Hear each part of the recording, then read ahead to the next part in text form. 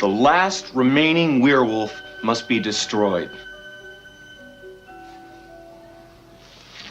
It's you, David.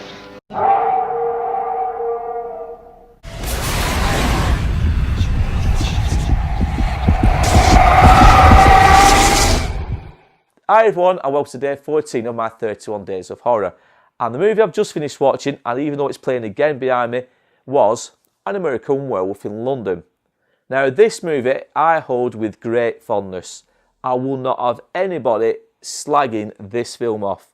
It's one of my favourites, and it will always be one of my favourites no matter what comes out in the future. An American Werewolf in London will always be one of my favourites. Did you hear that? What was it? A coyote. There aren't any coyotes in England. What happened to them? Well, the police report said they were attacked by an escaped lunatic. Must have been a very powerful man. Jack and I were not attacked by a man. It's an animal. A wolf. Did he say a wolf? Yes, I believe he did. Did you get a good look at the man who attacked you? Doctor, my memory is fine. It's my sanity I'm beginning to worry about. You've never had bad dreams before? Well, sure, as a kid, but never so real, never so weird. I'm going to look into your eyes.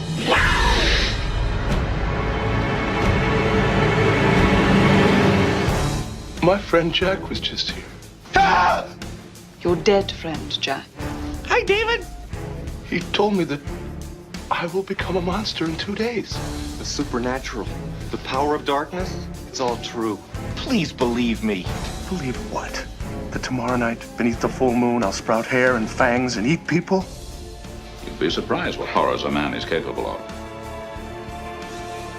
Are you all right now? I don't know. I'll let you know the next full moon.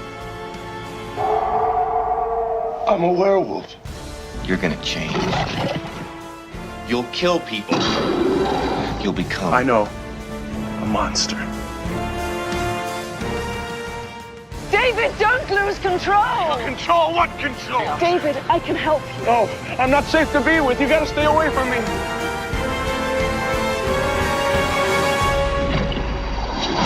Run!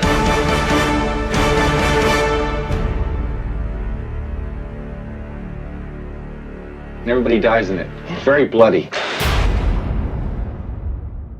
So, it came out in 1981 and it was written and directed by John Landis. It stars David Naughton, who plays David Kessler, and it also stars Griffin Dunne, who plays Jack Goodman. Now, before I get any more into what the film's about, I've got a special intro, and this intro means so much to me. It's quick, it's short, it's simple, but the fact that this guy has gone out of his way to do this intro, it means a hell of a lot to me, because like I said guys, this movie I hold with great fondness. Check this video out. Hello, I'm David Naughton. I play David Kessler in An American Werewolf in London. Stick to the road, stay off the moors. So guys, that was David Naughton, the main character in An American Werewolf in London, who was brilliant enough to do the intro. I contacted him about 6 weeks back and he jumped at the chance to do that intro for me. It's short, it's sweet, it's perfect. And that is David, as we all know him now. I met him a few months ago in Rotherham at the horror convention, and he was a brilliant, brilliant chap to speak to. Everything, I can't explain it guys. I wanted to meet him for quite a long while. In fact, since I watched this film originally. I've grown up with An American Werewolf in London, and like I said, it's the only film ever to truly scare me. So to meet, I wouldn't go as far to say an idol, but to meet somebody who's been in such an iconic movie such as this, and to speak to him and get the chance to dig a little bit deeper into the making of the film and to spend time with such a guy, it was just perfect. And it's a memory that I will always cherish. I had my photograph taken with him.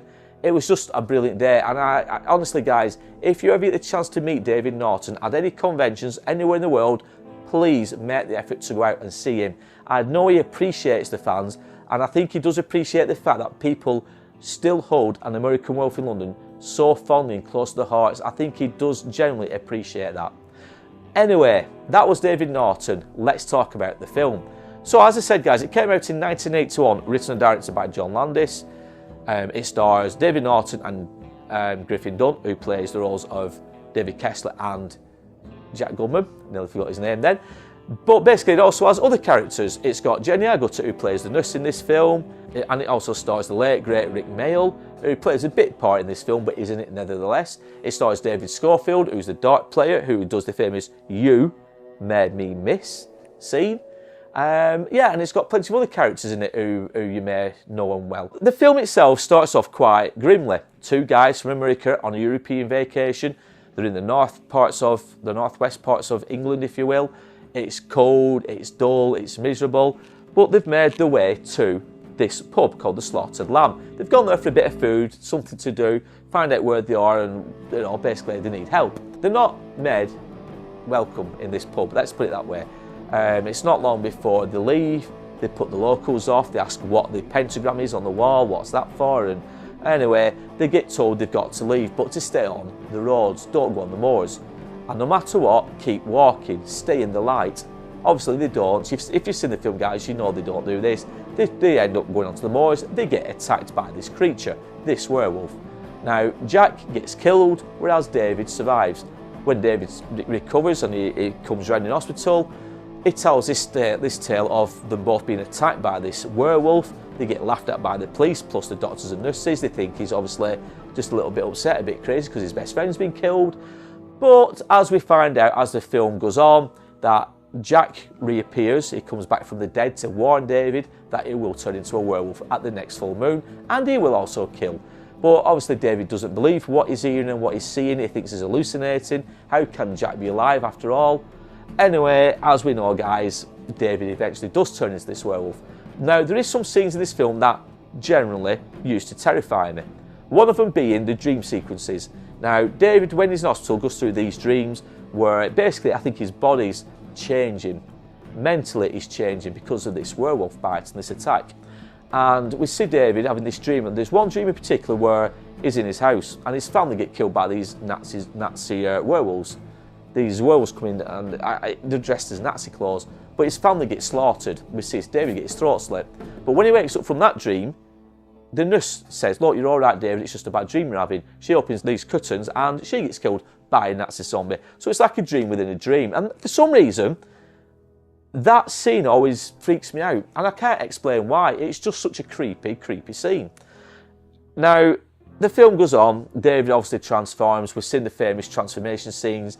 Unless you've been hiding under a rock, as I keep saying, guys, you'll all know what I'm talking about. Now, I think it's the only film, or it was the only film at its time, which showed a true transformation from human to monster. In not real time, but in our eyes. There were no cut scenes. We didn't see him hiding behind a settee and reappearing fully changed. We do see this change on screen. And for its time, it was tremendous. Okay, it might look a bit dated now, but at the time, these scenes did look tremendous and they were well shot.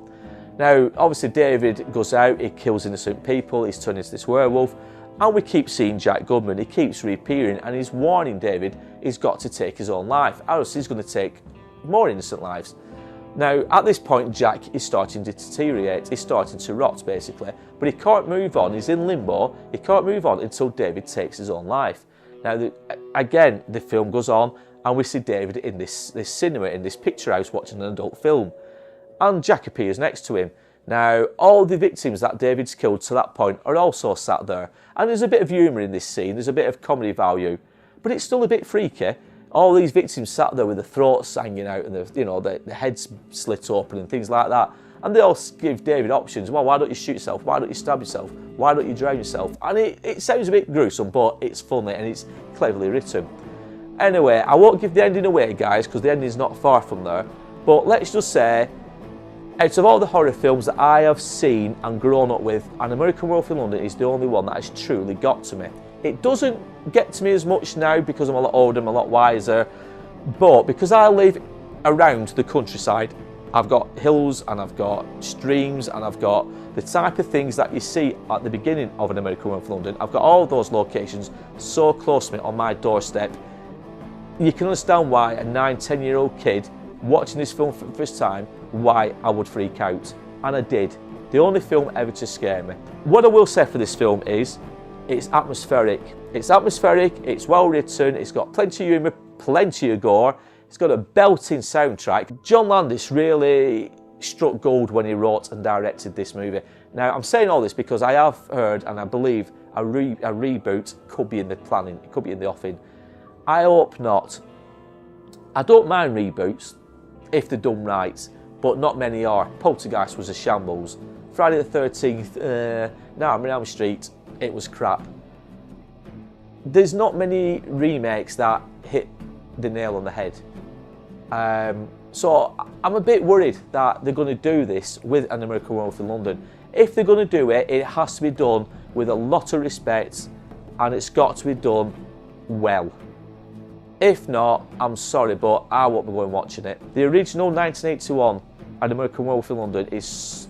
I've got so much fondness for this film, and for anybody to ruin it, in a way I can understand what the Ghostbusters guys and gals went through when they did the remake. I mean, I like the original Ghostbusters, but I can understand now why they didn't want the reboots. I'm the same with An American Werewolf in London. I don't want it touched. I want it to stay where it should be, and that is in 1981. I'm waffling now, guys, but I'm so passionate about this film. I do love it. If you've seen American Werewolf in London, guys, comment down below. If you haven't, please go out. You can get it almost anywhere now. Second-hand shops. You can get it in Asda's and Tesco's for like a £5. You know, just go out and find it and let me know what your thoughts were. As you know, guys, this video and all the other videos I'm doing over 31 days is for BLEAKHOLT Animal Sanctuary. All the links are down below, guys, for you to check them out, see who they are, what they do, and what it's all about.